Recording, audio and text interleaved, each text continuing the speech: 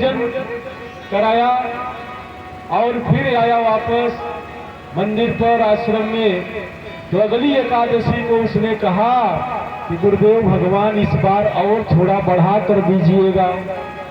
इस बार 3 लोग चले आए थे, क्या पता फिर इस बार किसी को बुला लाए। गुरु जी ने दिलवा तो दिया, लेकिन उनके मन में संशय हुआ कि इतना खाएगा तो नहीं, बेचता होगा जरूर।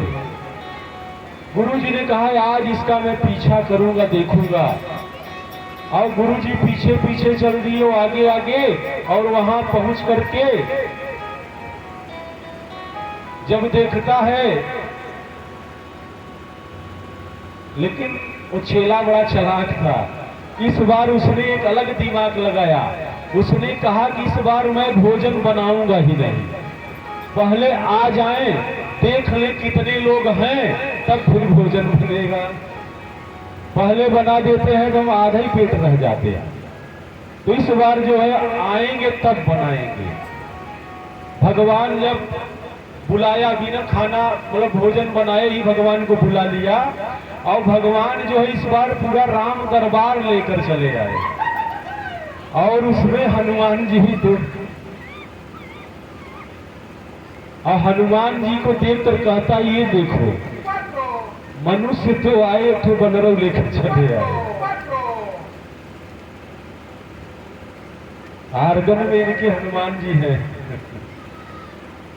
कहने का मतलब जब भगवान आ गए और वो पेड़ के नीचे खूब आराम से सोया है, आराम से सोया है। और जब भगवान आ गए, जब देखा सब लोगों को, तो कहता है देखो मैंने आज बुद्धिमानी किया, अगर बना देता तो फिर मामला फंस जाता। तो इस बार भगवान से कहता है देखिए ये कौन है। बोले ये भी हमारे भाई भरतलाल हैं। बोले सगे भाई है ना? बोले हाँ सगे भाई है। बोले ये कौन है? ये शत्रुघ्न लाल है, ये भी भाई हैं। बोले ये भी सगे भाई हैं। बोले हाँ ये भी सगे भाई हैं। बोले ये जो बानर है ये कौन है? कहीं ये हमारे परम भक्त हैं, ये भी हमारे साथ रहते हैं। तो बोले ठीक है,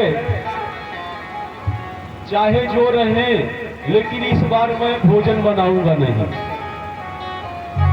गुरु जी ने कहा था अकेले आपको भोजन कराने के लिए, आप दिन प्रतिदिन एक न एक को बढ़ाते चले आ रहे हैं। तो आज मैं तो भोजन बिल्कुल नहीं बनाऊंगा, आप बनाओ मैं खाऊंगा। इसी भक्ति पर भगवान रीझ जाते हैं। बताइए भगवान से कोई ऐसा कहेगा? कोई ज्ञानी विद्वान पुरुष नहीं कहेगा, लेकिन सिर्फ वह अल्हड़ स्वभाव का भक्त ही कह सकता है।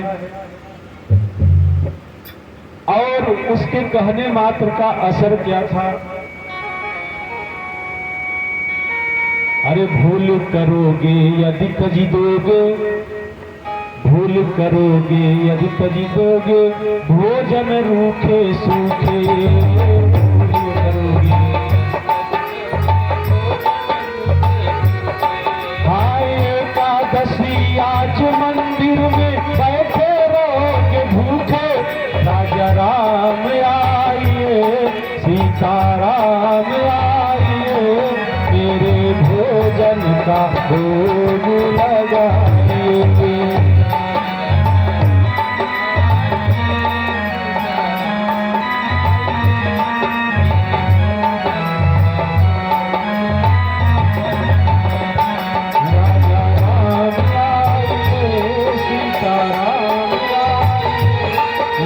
भोजन का भोग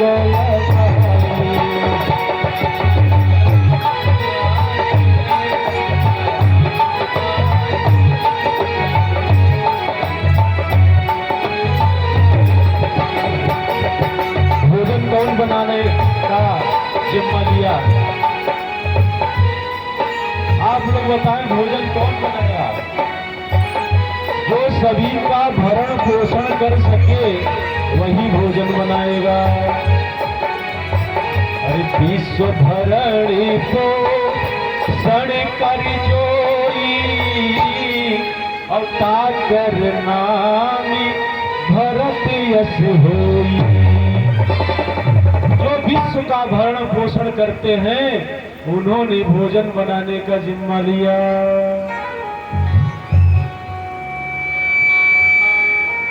अरे श्री भरत जी भंडारे बनाने लगे, श्री भरत जी भंडारे बनाने लगे। चुन के लकड़ी लखन लाल लाने लगे।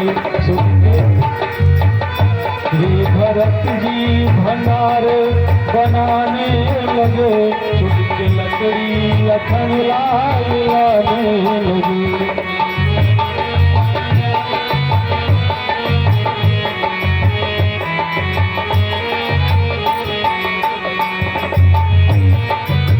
हनुमान जी क्या करते हैं? अरे पूछत पूछी से आंजनेय चौका को लगाने लगे। अब पूछ से पोछा हनुमत लगाने लगे। पूछ से पोछा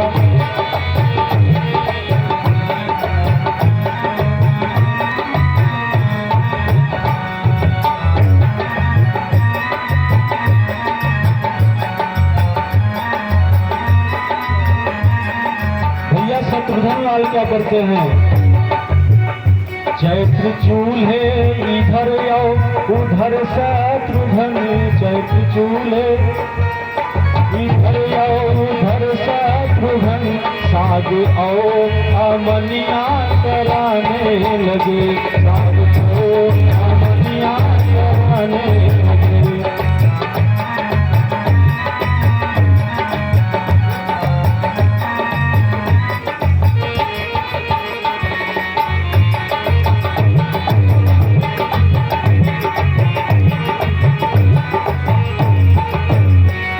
भरत जी भंडारे बनाने लगे, श्री भरत जी भंडारे बनाने लगे। चुन के लकड़ी लखन लाल लाने लगे।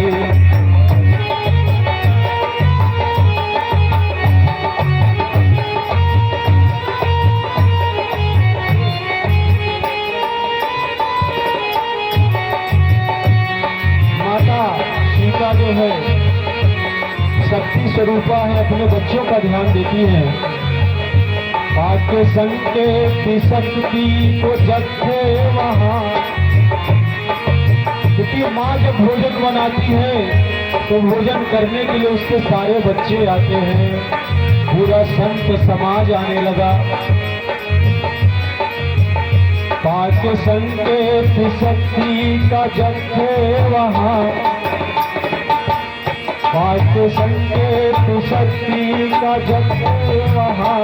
आके उसने समा सबके आने लगे।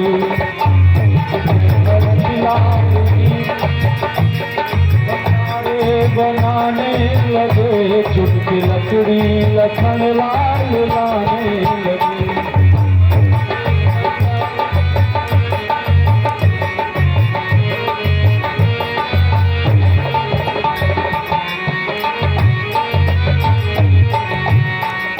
भरत लाल जी भंडारे बनाने लगे, चुन के लकड़ी लखन लाल लाने लगे।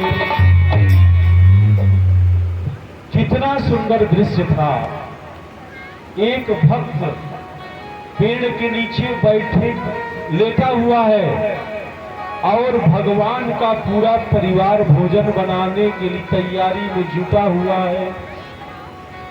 भरत लाल जी भंडारी बन गए, लखन लाल जी लकड़ी ला रहे हैं, शत्रुघ्न लाल जी सब्जी जो है अमनिया कर रहे हैं, हनुमान जी चौका लगा रहे हैं। और यह दृश्य देखकर पूरा देव समाज भी आकाश मंडल में दर्शन पा रहा है। एक भक्त के इसी अल्हड़ स्वभाव ने भगवान को अपने गुरु से मिला दिया। यह दृश्य देखकर गुरुजी जो पीछे पीछे पीछा करते हुए आए थे, उन्होंने कहा ये तो यहाँ पेड़ के नीचे लेटा है, भोजन कौन बना रहा है? गुरुजी उससे कहे कि तुम्हारा भोजन? बोले गुरुजी देख नहीं जो बन रहा है। बोले मैं तो नहीं देख रहा हूं। तो उस भक्त ने कहा, हे प्रभु, हमारे गुरुजी को आप दिख जाओ, और नहीं तो अगली एकादशी में बिना खाए रहना पड़ेगा। इस बार तो दे दिए हैं, तो हमारे गुरुजी को आप दिख जाइए, और नहीं तो अगली एकादशी में बिना खाए रहना पड़ेगा। भगवान ने उस भक्त के गुरुदेव जी को दर्शन दिया, और गुरु भगवान ने जब दर्शन पाया तो अपने को धन्य माना। उसने कहा, धन्य हो शिष्य, आज तक ऐसा मैंने सुना है कि गुरुजी अपने शिष्य को भगवान से मिलाते हैं। गुरु गोविंद दो खड़े काको लागे पाए, बलिहारी गुरु आपने गोविंद दियो बता। लेकिन आज ऐसा हुआ कि यह प्रचित उलट गई। शिष्य ने गुरु को भगवान का दर्शन प्राप्त कराया। कहने का मतलब है कि जब आपके मन में सरलता आ जाएगी, उसी दिन आप भगवान को प्राप्त कर लेंगे। भगवान को पाना कठिन नहीं है, बल्कि हम अपनी आदतों को नहीं सुधार पा रहे हैं, इसलिए आप भगवान को नहीं पा रहे हैं। भगवान का भजन कीर्तन आप करते तो हैं, लेकिन अपनी आदत सुधार नहीं रहे हैं, अपनी गलत सत्संगति नहीं सुधार रहे हैं, तो भजन करने न करने से क्या फायदा? आदत बुरी सुधार लो तो यही हो गया भजन, अमन की तरंग मार लो तो यही हो गया भजन। न जाने कितने लोग इस कथा पंडाल में बैठे हैं, लेकिन उनका मन यहाँ पे नहीं है। कितने लोगों का मन यहाँ पे? हाथ उठा के बता दीजिए। मन मोर चंगा कठौती में गंगा,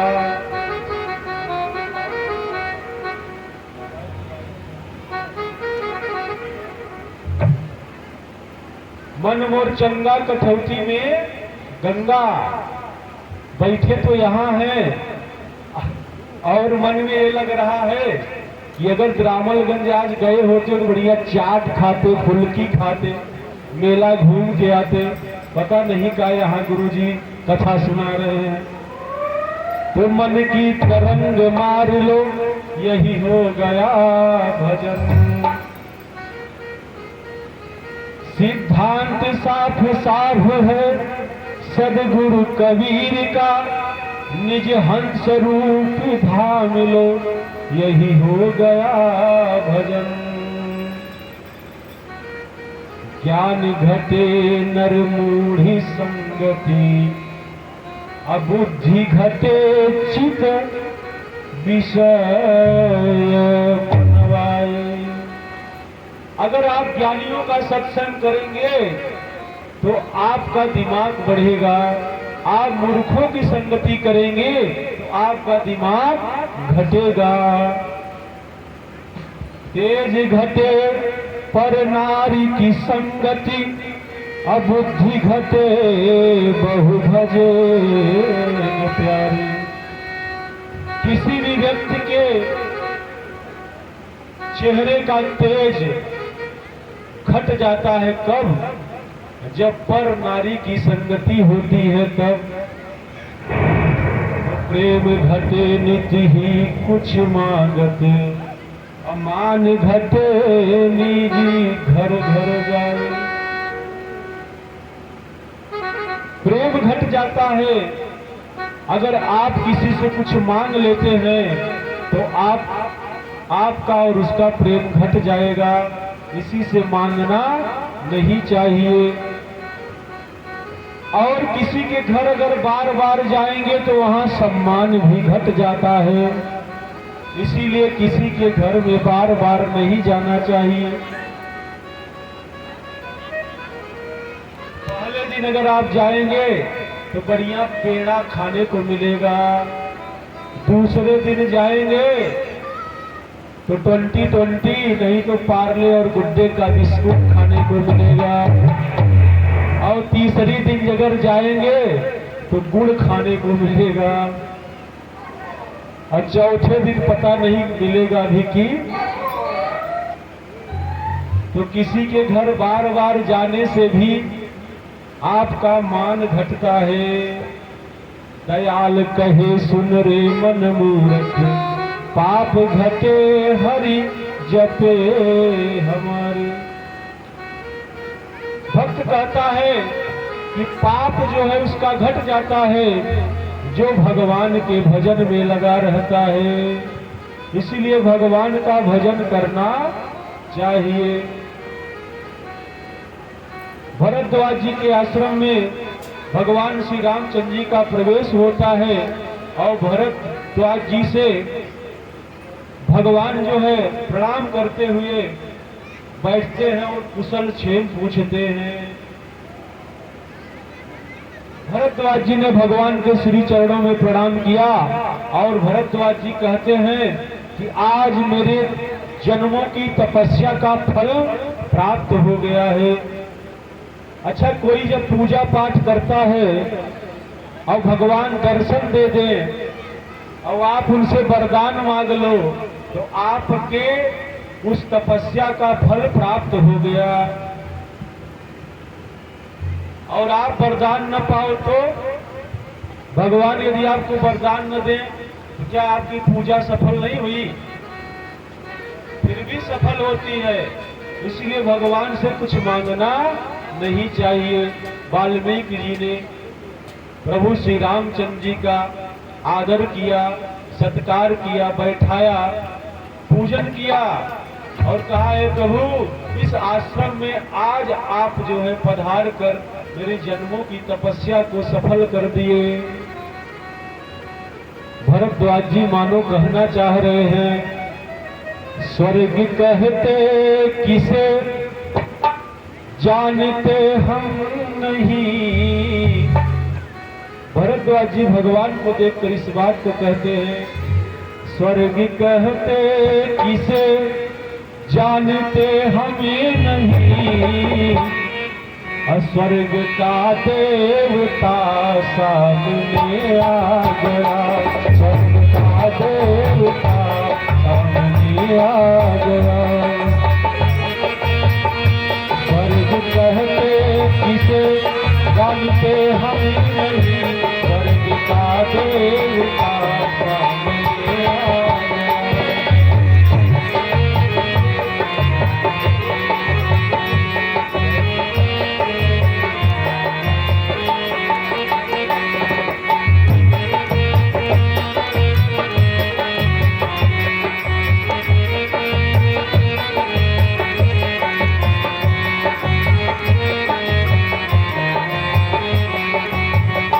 स्वर्ग कहते किसे जानते हम नहीं, स्वर्ग का देवता सामने आ गया।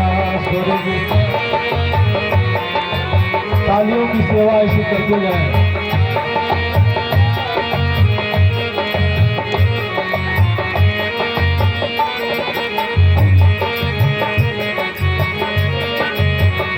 भक्त कहता है,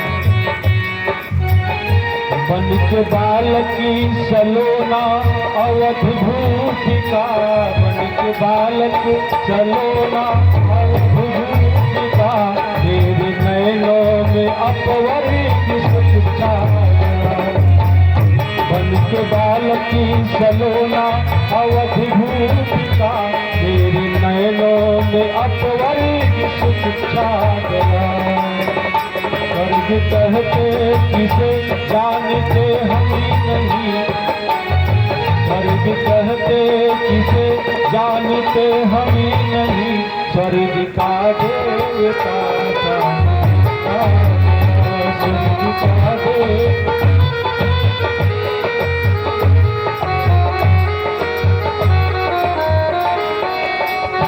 स्वर्ग कहते किसे जानते हम नहीं, स्वर्ग का देवता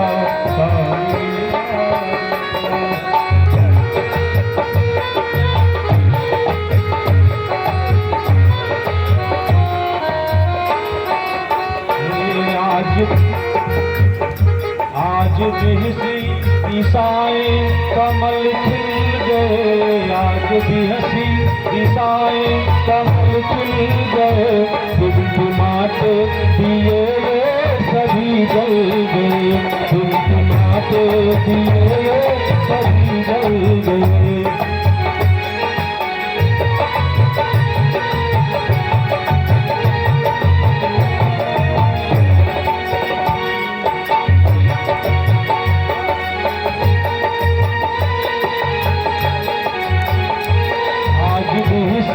दिशाएं कमल खिल गए, आज भी सी दिशाएं कमल खिल गए, टिमटिमाते दिए सभी जल गए।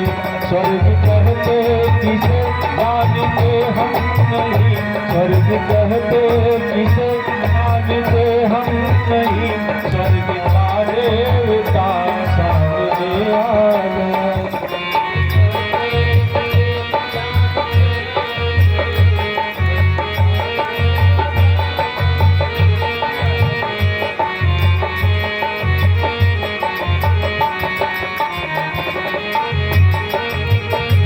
आज परियों ने मंगल सजाए मुझे, आज परियों ने मंगल सजाए मुझे, मन अनूठा गया चंद्रमाया गया। आज परियों ने मंगल सजाए मुझे, आज परियों ने मंगल सजाए मुझे, मन अनूठा गया चंद्रमाया गया। स्वर्ग कहते किसे जानते हम नहीं, स्वर्ग कहते किसे जानते हम नहीं, स्वर्ग का देवता सामने आ गया।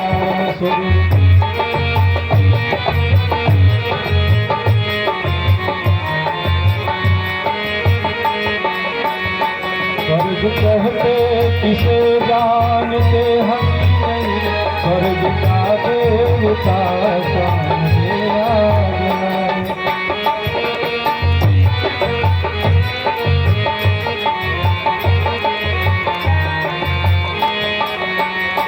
स्वर्ग का देवता सामने आ गया।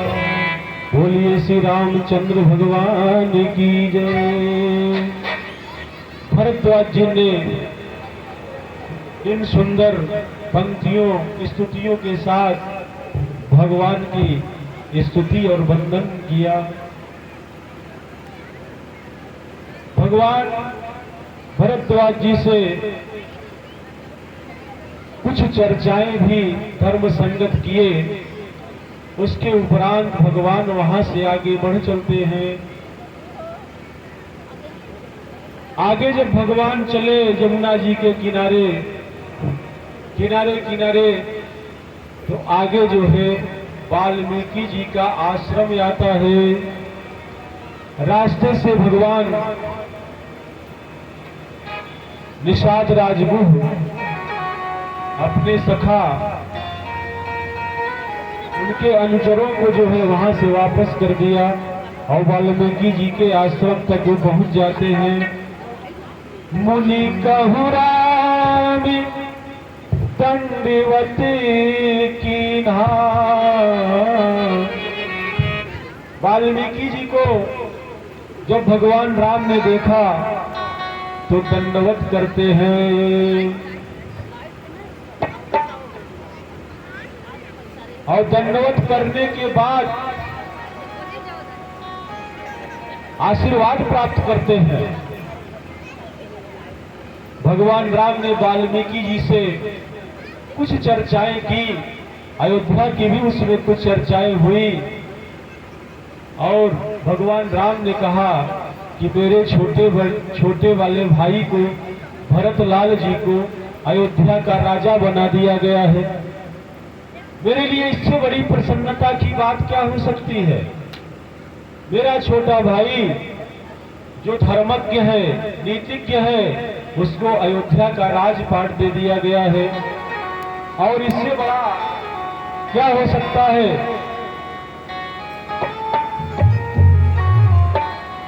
वाल्मीकि जी ने पूछा, हे राम, तुम बड़े उदार चरित्र हो, तुम्हें क्या मिला। भगवान ने कहा, मुझे गुरुदेव आपका आशीर्वाद मिला।